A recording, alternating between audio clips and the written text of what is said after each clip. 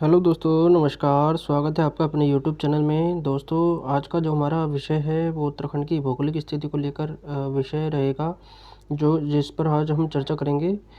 ये विषय काफ़ी इम्पोर्टेंट है। उत्तराखंड के जितने भी गवर्नमेंट एग्ज़ाम हैं उसमें बेसिक जानकारी से लेकर क्वेश्चन हर बार पूछा जाता रहा है, और आगामी जितनी भी परीक्षाएं हैं, ठीक है, उसमें क्वेश्चन पूछे जाने की संभावना रहती है।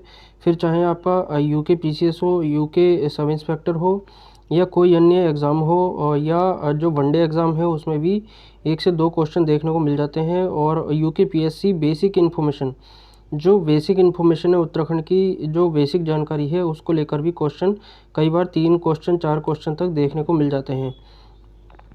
ये इस चीज़ पे डिपेंड करता है कि क्वेश्चन का वेटेज कितना रहने वाला है। तो अगर क्वेश्चन का वेटेज ज़्यादा रहेगा तो क्वेश्चन पूछे जाने की संभावना बढ़ जाती है। तो यहाँ आज हम जो चर्चा करेंगे वो उत्तराखंड की भौगोलिक स्थिति को लेकर रहेगी, और ये वीडियो बहुत महत्वपूर्ण रहने वाली है। अगर आप चैनल पर नए हैं तो कृपया चैनल को सब्सक्राइब कर लीजिए, और वीडियो को लाइक करिए, शेयर करिए, और देखिए कि आप जो है अपनी जो आप स्थिति देख पाते हैं कि उत्तराखंड की आपको भौगोलिक जानकारी है या नहीं। वो इस जो वीडियो में कवर करने की कोशिश करेंगे हम। और आप टेलीग्राम भी ज्वाइन कर सकते हैं। तो शुरू करते हैं आज का जो हमारा वीडियो को पक्ष रहने वाला है। जैसे कि आप देख रहे हैं, जो उत्तराखंड की बेसिक जानकारी है, ठीक है। जब हम उत्तराखंड की बात करते हैं जब हम उत्तराखंड की बात करते हैं तो एक जो है देवभूमि के रूप में हमारे जो दिमाग में एक इमेज बन के आती है, ठीक है। एक हमारे जो जहन में एक बात निकल कर आती है, वो ये है कि उत्तराखंड देवभूमि के रूप में हमारे सामने उपस्थित है। यहाँ जो राज्य की नदियाँ हैं, पहाड़ हैं, मैदान हैं, और यहाँ पर जो जितने भी उद्योग हैं, संसाधन हैं, जितनी भी प्राकृतिक सौंदर्य है, हिमालय की जो खूबसूरती है, उसको लेकर हमारे दिमाग में एक जो है तत्व विद्यमान होता है, ठीक है। तो वहाँ से आप देखेंगे कि उत्तराखंड एक वीरों की प्रदेश की भूमि है, ठीक है। यहाँ से जो युवा जो है हर बार जो है वीर के रूप में जाने जाते हैं, ठीक है। वीरों की धरती के रूप में जाना जाता है राज्य को। और इसके अलावा जो है यहाँ आप मंदिर देखेंगे, ठीक है। यहाँ की जो जनजातीय जो विशेष कल्चर है, यहाँ की बोली भाषा जो विशेष रूप से विद्यमान है, और यहाँ का जो खान पान है, ठीक है, यहाँ की जो विशेष संस्कृति है, उसमें इसका बहुत महत्वपूर्ण योगदान रहता है। तो उत्तराखंड की जो भौगोलिक स्थिति है उसके बारे में विशेष रूप से आपको जानना चाहिए, और बेसिक नॉलेज तो आपको होनी ही चाहिए। तो इसमें सबसे पहला जो कथन निकल कर आता है, उत्तराखंड जो है उत्तर प्रदेश पुनर्गठन विधेयक 2000 के द्वारा, उत्तर प्रदेश पुनर्गठन विधेयक 2000 के द्वारा उत्तराखंड को बनाया गया था, ठीक है। और लोकसभा एवं राज्यसभा में पारित होने के उपरांत 25 अगस्त 2000 को तत्कालीन राष्ट्रपति के आर नारायणन द्वारा स्वीकृति प्रदान की गई, ठीक है। ये जो वीडियो हम बना रहे हैं, ये वीडियो में मेरे जो पर्सनल नोट्स हैं, मैं जिस तरह से अपने नोट्स बनाता हूँ, या उत्तराखंड को जो है कई विषयों को एक छोटे से पेज में समेटने की कोशिश करता हूँ, तो उसको लेकर मैंने ये तैयार किया है।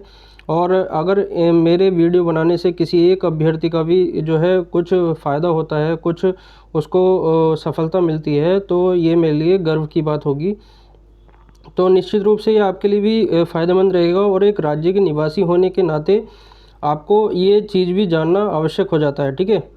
आपको चीज़ें एकदम समझते हुए चलना है, चीज़ों को जानते हुए चलना है। जैसे आप जो हिल स्टेशन पर जाते हैं, तो आपने उसके बारे में पूर्व में कभी ना कभी सुना होता है, ठीक है, जाना होता है, तो आप उसको जानने की कोशिश करते हैं, ठीक है। इसी तरह से हम उत्तराखंड को भी समझने की कोशिश करेंगे, उत्तराखंड को भी अपने जहन में उतारने की कोशिश करेंगे। तो सबसे पहली बात है तो अभी हम जो देख रहे हैं कि उत्तराखंड को जो स्वीकृति प्रदान की गई थी 25 अगस्त 2000 को तत्कालीन राष्ट्रपति के आर नारायणन महोदय के द्वारा स्वीकृति प्रदान की गई, ठीक है। तो राष्ट्रपति का नाम जब भी आएगा के आर नारायणन, ठीक है, के आर नारायणन के द्वारा उत्तराखंड से संबंधित जो विधेयक था उसको स्वीकृति प्रदान की गई। इसके अलावा जो उत्तराखंड का गठन हुआ, ठीक है, वो 9 नवंबर सन 2000 को उत्तराखंड 27वां राज्य के रूप में हमारे सामने आया। और 9 नवंबर सन 2000 को उत्तराखंड दिवस के रूप में जाना जाता है। उत्तराखंड जो है वो 27वें राज्य के रूप में हमारे सामने। तत्काल नाम जो था उत्तराखंड का वो उत्तरांचल था, ठीक है। तत्काल नाम जो था वो उत्तरांचल था और इसका नाम बदलकर उत्तराखंड हो गया। ठीक है, 1 जनवरी 2007 को किया गया ये नाम उत्तराखंड। ठीक है, और अगला तथ्य अगर हम देखें तो हिमालय के उत्तर पश्चिम से, यानी कि हिमालय के उत्तर पश्चिम से दक्षिण पूर्व तक अर्धचंद्राकार। ठीक है, आप देखेंगे कि जो हमारा जो भारत है, ठीक है, हमारा जो भारत है, ठीक है, ये हमारा भारत हो गया और इसमें जो है ये जो है जितना भी है, तो यहाँ पर आप देखेंगे कि उत्तराखंड, ठीक है, उत्तराखंड का जो पोर्शन है वो आपको देखने को मिलेगा। तो आप देखेंगे कि जो ये इसका जो एरिया है, ठीक है, हिमालय के उत्तर पश्चिम से दक्षिण पूर्व तक जो है अर्धचंद्राकार के रूप में देखने को मिलता है। तो यहाँ पर आप देखेंगे कि जो उत्तराखंड का जो आकार है हिमालय के उत्तर पश्चिम से दक्षिण पूर्व तक फैला है, ये अर्धचंद्राकार रूप में, ठीक है, अर्धचंद्राकार रूप में है। और भारत की भूमि का कितने प्रतिशत भाग धारित करता है उत्तराखंड? भारत की भूमि का, ठीक है, 1.63% भाग धारित करता है। ठीक है, जो उत्तराखंड की जनसंख्या है, ठीक है, उत्तराखंड की जनसंख्या 0.83%, ठीक है, 0.83%, ठीक है, 0.83% जो है जनसंख्या। ठीक है, इसके अलावा अगला तथ्य अगर हम देखें उत्तराखंड का कुल क्षेत्रफल, उत्तराखंड का कुल क्षेत्रफल है, ठीक है, 53,483 वर्ग किलोमीटर, 53,483 वर्ग किलोमीटर इसका कुल क्षेत्रफल है। इसके अलावा ये तो हो गई कुछ बेसिक जानकारी, ठीक है, ये बेसिक जानकारी हो गई। इसके अलावा जो कुछ एक्स्ट्रा जानकारी है, ठीक है, जो एक्स्ट्रा जानकारी है, अब इसकी अवस्थिति के बारे में समझ लेते हैं कि इसका जो अक्षांशीय विस्तार है, देशांतरी विस्तार है, और इसके अलावा जो है जो इसके जो डिस्ट्रिक्ट हैं, ठीक है, जो डिस्ट्रिक्ट हैं वो कहाँ कहाँ फैले हैं, और जो है टोटल कितने डिस्ट्रिक्ट हैं, कितने मंडल हैं, तो उसको भी हम जानने की कोशिश करेंगे। तो सबसे पहले हम देख रहे हैं कि जो अवस्थिति में अक्षांशीय विस्तार है, ठीक है, एक होता है अक्षांशीय, ठीक है, एक होता है अक्षांशीय, ठीक है, एक होता है देशांतरीय। ठीक है, तो अक्षांशीय क्या हो गया, ठीक है, पूर्व से पश्चिम, ठीक है, पूर्व से पश्चिम क्या हो गया, अक्षांशीय। जो उत्तर से दक्षिण है वो देशांतरीय होगा। ठीक है, तो आप ऐसे करके इसको समझ सकते हैं। जो अक्षांशीय विस्तार है वो इसका कितना है, 2843 से 3127 उत्तरी अक्षांश है। ठीक है, 2843 से जो है 3127 उत्तरी अक्षांश है, और देशांतरीय विस्तार है इसका 77 34 से 81 2 तक। ठीक है, 81 2 तक जो है इसका पूर्वी देशांतर है। ठीक है, इसके अलावा जो इसका जो विस्तार है, ठीक है, इसका जो विस्तार है, देखिए एक हाई कोर्ट का एग्ज़ाम हुआ था, यूके हाई कोर्ट का, ठीक है, उसमें सीधा सीधा क्वेश्चन आया उत्तर से दक्षिण जो है कितना विस्तार है। ठीक है, क्वेश्चन बहुत इंपॉर्टेंट है, आप इसको जो है इसको स्टार लगा सकते हैं। उत्तर से दक्षिण और पूर्व से पश्चिम तक आपको इसकी जो है सीमा कितने किलोमीटर में साझा की गई है वो आपको पता होना चाहिए। ठीक है, बेसिक सा क्वेश्चन है, दिमाग में जो है अगर आपको मतलब आपने तथ्य देखा है, सुना है और सही से अध्ययन किया है तो आपके दिमाग में रह जाएगा, लेकिन क्वेश्चन बेसिक सा है। कई बार क्वेश्चन जो है इसके गलत होने की संभावना भी हो जाती है। ठीक है, तो विस्तार इसका कितना है, ठीक है, 358 किलोमीटर इसका विस्तार है। उत्तर से दक्षिण जो है 320 किलोमीटर। ठीक है, ये दोनों ही तत्व उसमें दिए गए थे, 358 भी दिया था, 320 भी दिया था। कन्फ्यूज़न वहाँ पर होता है जहाँ पर जो है बच्चे गलती करते हैं या एस्पिरेंट है उसको पता नहीं होता। तो जो आप नॉर्मली अनुमान लगा सकते हैं कि उत्तराखंड का जो पूर्व से पश्चिम तक विस्तार है वो तो ऑब्वियस सी बात है कि ज़्यादा ही होगा। ठीक है, उत्तर से दक्षिण जो है वो छोटा है, क्योंकि ये अर्धचंद्राकार रूप में है। ठीक है, क्योंकि ये अर्धचंद्राकार रूप में है इस प्रकार से।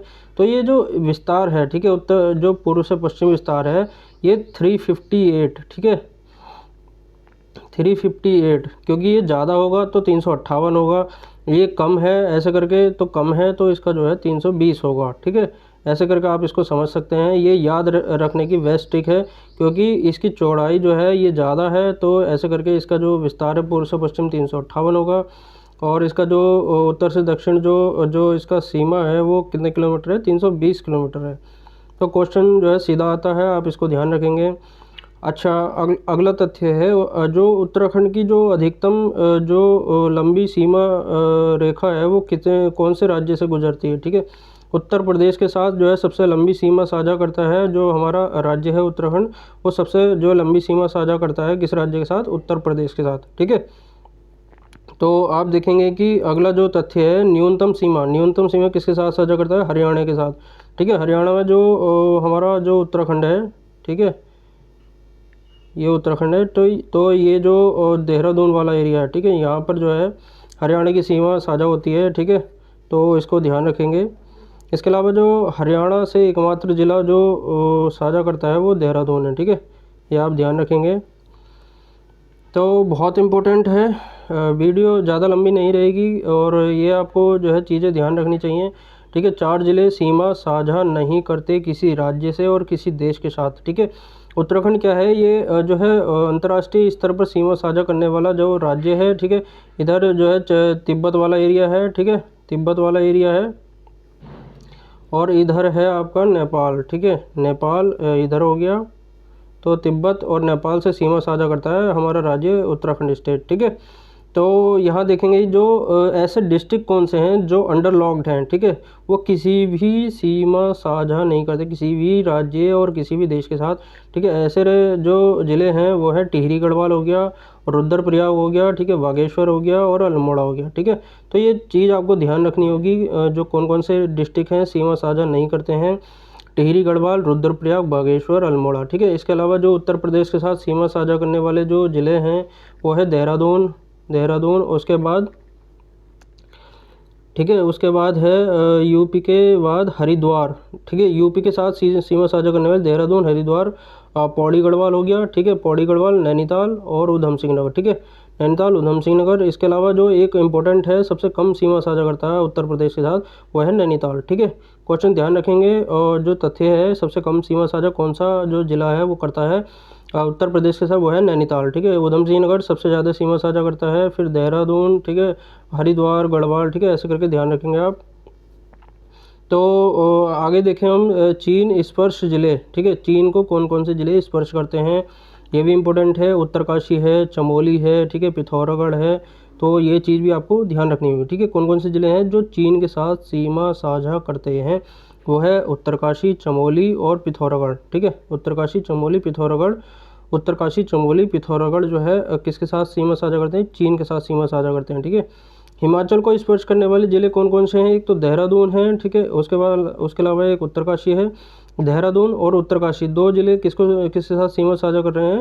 हिमाचल प्रदेश के साथ। हिमाचल प्रदेश के साथ उत्तरकाशी से एक दर्रा भी गुजरता है, उसका नाम जो है आप कमेंट सेक्शन में बताइए कि कौन सा दर्रा जो है हिमाचल प्रदेश के साथ सीमा साझा करता है, उत्तरकाशी से जाता है।